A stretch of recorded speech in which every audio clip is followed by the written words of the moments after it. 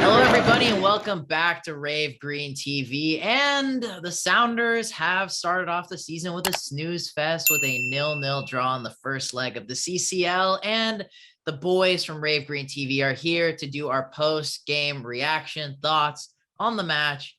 It was bad. I'm gonna be honest, it was bad, not what I was hoping for. But we have three other people, Rory, Payton, and Nick. They're gonna give their thoughts as well, of course, members of Rave Green TV. Boys, Yeah, I mean, listen, it wasn't a fantastic game. However, I think we just have to. There's a lot of outrage. I feel like already on Twitter and Instagram that we've seen, but we have to remember this is the first time they've played 90 minutes seriously in a competitive setting.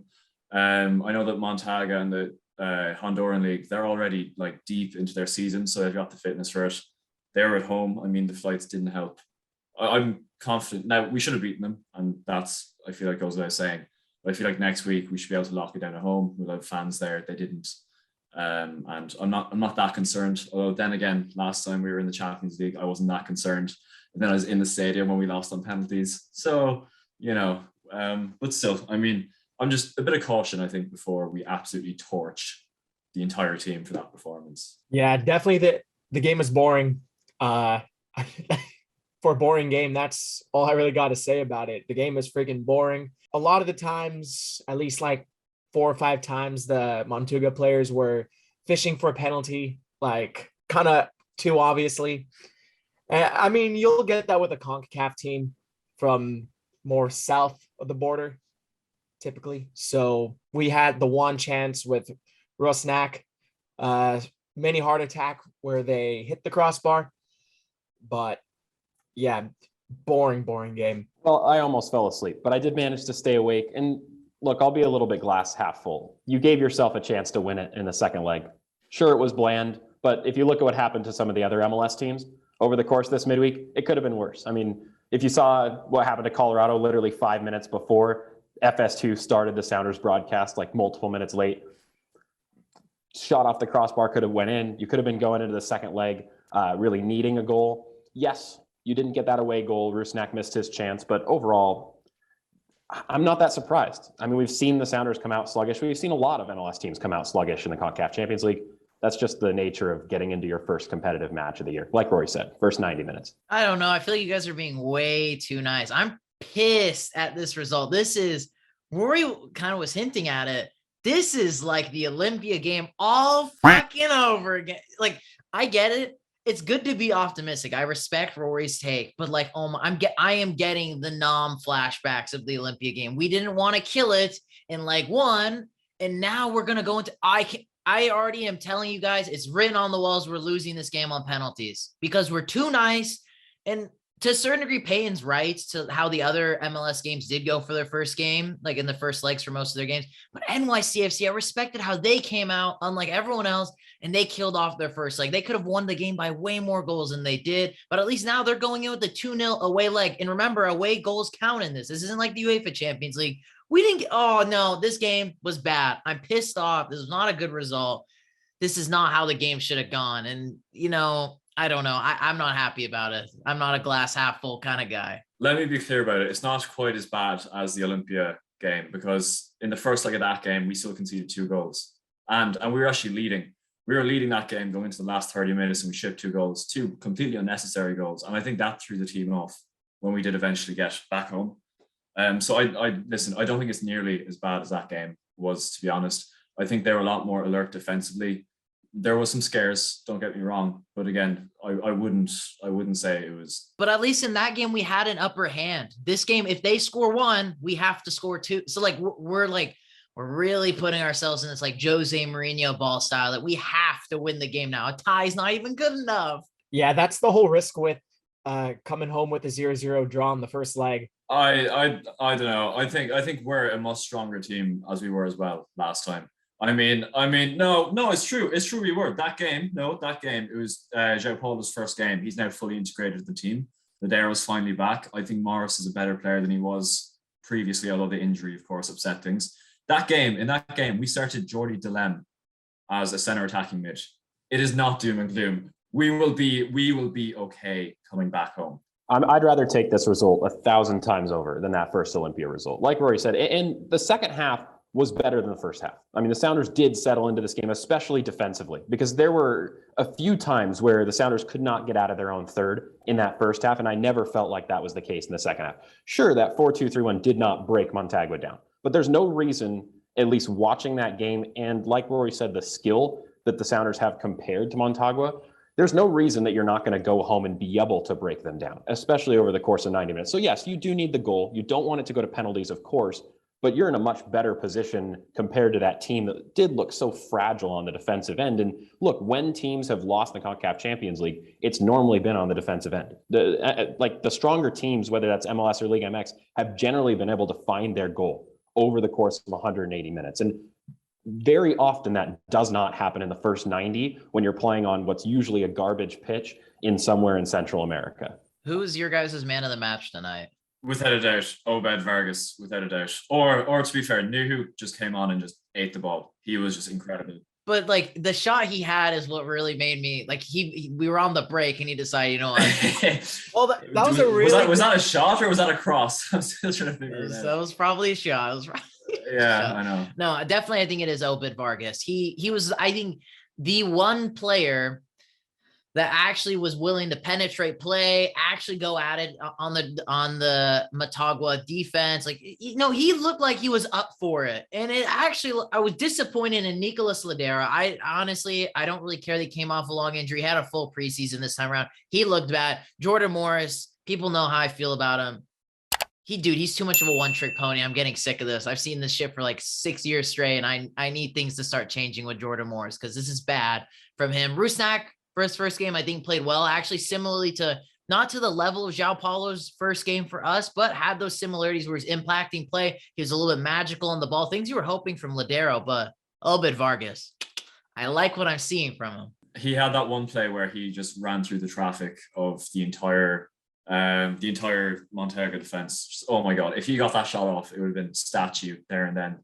But, you know, it wasn't to be. Well, back in 2018 and 19, when the 4-2-3-1 went badly for Seattle, it was often when one of those two or both of the holding midfielders, whether that was Svensson at the time, whether it was Ozzy Alonso in 2018, Christian Roldan did it a little bit before he grew as a player, but they were scared to move forward in the attack and push more numbers forward. They were scared to break that line that set in between the opposition's midfield and defense. And I think Obed Vargas, while he didn't have all the full tool set that he should have available to him, in Jordan Morris making the right run, in Rui Diaz checking up to get the ball, in Albert Rusnak being more creative, but he showed the ability to move the ball forward, and he wasn't scared to lose it at times, but he knew when he was in trouble and had to get rid of it.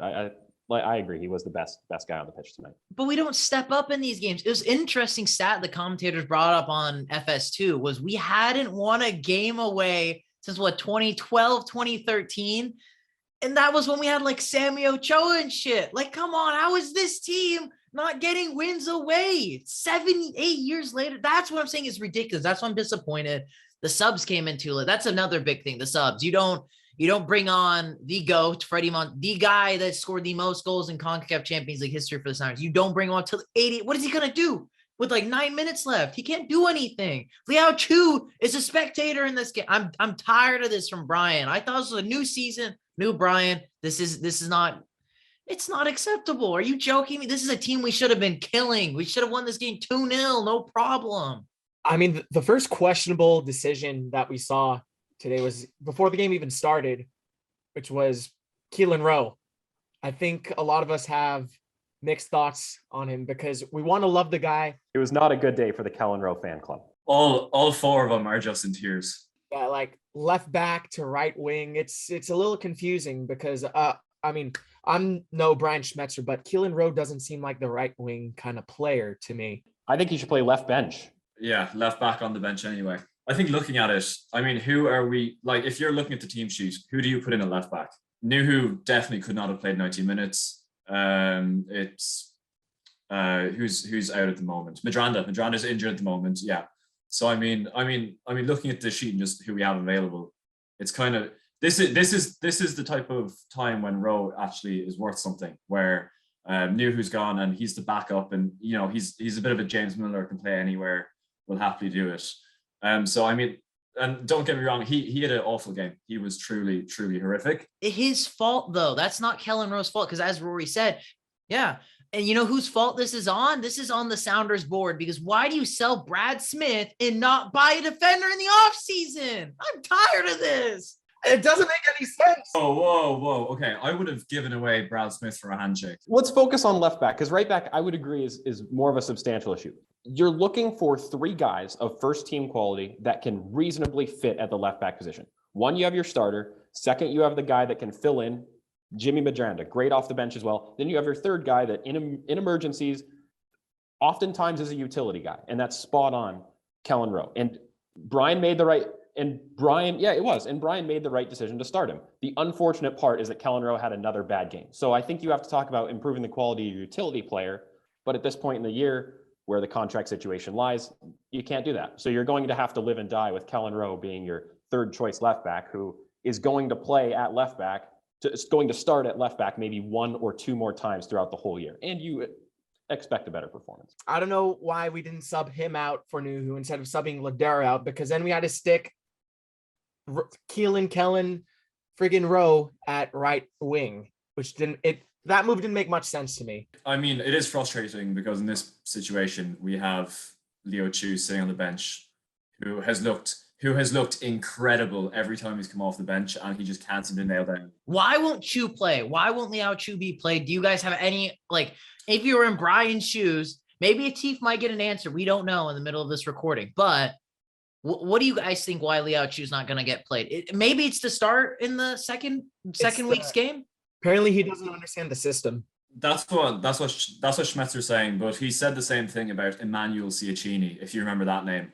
And the real issue with him that we only found out a couple of months after he joined, played like 2 games and then left again, was that he had a really bad training attitude. And now we don't know that about Leo Chu, and we might not find out for a while. But the only other player that Schmetzer hasn't been immediately willing to throw in has been Emmanuel Ciaccini, from my memory. Even Jackson Reagan came off the bench today, and he was signed by the club. Now he hasn't been training with them, but he was signed by the club like yesterday. So that, to me, I think that would be the lead excuse as to why he's not getting any game time. Although in the games he is playing well. Maybe like, it's really my Chelsea bias coming out. It's like a little bit of an Eden Hazard situation here. Okay, Hazard's not maybe the best player in training, but you know when he plays for the team and the team knows he's going to play well. Like, it doesn't make sense. Like, okay, I'm going to be honest. I made this reference last season. The biggest middle finger, yeah, you can make the excuse he hasn't been integrated in the squad. Jordan Morris was out for an entire year with an ACL injury, and you start him. Jordan Morris played more minutes last season than Liao Chu, and he had an ACL tear for an entire season. And yet again, Jordan Morris does not look fit. He didn't look good with the U.S. men's national team, and he starts while Liao Chu is squatting on the bench after having a great preseason. If you guys watched the highlights, his training sessions, but again, I guess we don't know what's in the inside, but Brian Schmetzer, he's already putting the red flags up for me. Like last season, he did at the end. This season, he's doing it again. I'm just not happy with this first game. I want this CCL bad. I think tactically we've been very shaky since Pineda left. Like, I don't think Brian Schmetzer is the man you go to if you're looking for like a really detailed tactical plan. He's definitely like the players' coach. The players love him. They'll run through a brick wall for him. But I think we've really been struggling because when Pineda left, we went through the last 3 or 4 games of the season. We lost to LFC like 3-0, was it? And it was just some really desperate stuff. And then of course the game against RSL. So I think we're struggling a little bit tactically for sure. The Sounders have struggled to adapt since Pineda left. Every time that the cameras have panned to the Sounders bench mid games before he left, Pineda was constantly in Brian Schmetzer's ear. They were constantly trying to figure out how they could adapt, how they could change the game situation. And for a long time, you felt like the Sounders were never out of games because of their ability to come back, because of their ability to change things up and show teams different looks in the last 30, 20, 15 minutes of games. And since Pineda left, the last 2-3 months of last season, and in this game, you saw the Sounders make really no significant changes when they couldn't break teams down initially. Okay, so are we happy with this 0-0 result, or are we upset? What's the thoughts on the results? Like now, beside everything else, 0-0. Will we have taken this before the game? I'm gonna say no. I'm gonna say hell no. I thought we should have won this game 2-0. I think I told Nick that this was in the preview. I was expecting a nice, tidy 2-0, 3-1 game from us. We didn't do jack shit. But were you guys happy with the result? You might be a little bit in a better mood than I am. Definitely not. Ideally, as the away team in a two-legged series, you always want to come back home with the advantage. And unfortunately, because away goals are in effect, Motagua has a slight advantage against us because let's say we play a good game. We're 1-0, 2-0 up. They score one away goal. All it takes for them is one goal to make it 2-2, and they're in the next round. So basically, for a penalty shootout, it'd have to be 0-0. And the Sounders aren't historically known as a 0-0 team. Like today was an outlier when it comes to that. I don't know. I wouldn't say they have the advantage. Obviously, there can be a lot of nerves going into a home game when it's still tight. But listen, again, the thing I'm most upset with isn't really the 0-0 because I thought of it as a possibility, again, with everything I've listed and the fact that it is still preseason technically for MLS. It's more so the way we played. If we dominated them and still finished 0-0, I'd at least be able to go, okay, like, you know, there's still a lot of positives. But instead, we got outshot 11-6. Shots on target, they had 4. We only had 1. And the only part where we really excelled was on possession and the number of passes, which indicates that we were slightly in control of the game. We just couldn't convert that to chances. And that was like we were saying with the tactics, where we just couldn't make the adjustments we needed. You're disappointed in the result because you go into the away leg needing and wanting the away goal, and you didn't come out with it. But it's too early to cast judgment on whether nothing is really going to be that backbreaker of a result, because this team with the talent they have should go home and mop up with a confident 2-0. I want to emphasize on should. And listen, but yeah, should. But Yeah. that's why I said it's too early to cast judgment on whether that result's bad. Because if the Sounders come out in the way that they are very capable of, this result wasn't bad at all, because it did not put you behind the 8 ball in a way that you couldn't go out with a solid performance. You don't need a world-beating performance, but you need a solid performance to win in the second leg. And if that happens, you look back on this result as a small speed bump, but it's not a disaster. Yeah, it's also going to be interesting to see the game against, is it Nashville? Who do we play in between? Do we play a team in between? Yeah, because, I mean, we already have to start thinking about rotation. Is it like, are we going to play a lot of kids against Nashville because they are now in the West for some reason? So, you know, and they're going to be challenging for the top Western spot. So, I mean, I think the squad selection is going to be a really tough choice for her. That's the other thing too. That's what me and Nick spoke about in the preview, was if we didn't kill off this first leg, now we're going to have to take the second leg more seriously than we thought. Now that jeopardized our Nashville game, because now we're going to have to play more starters in this game. This is what I'm saying, Brian, bro. Put me in the coaching staff, my guy. I know I could make better decisions. Jordan Morris, he's got to hop on the bench for a little bit. Cheyenne in. Make that a hashtag. I wouldn't go that far. Anything else we want to add to this review? Pretty much just a message to the entire Sounders team. Do better.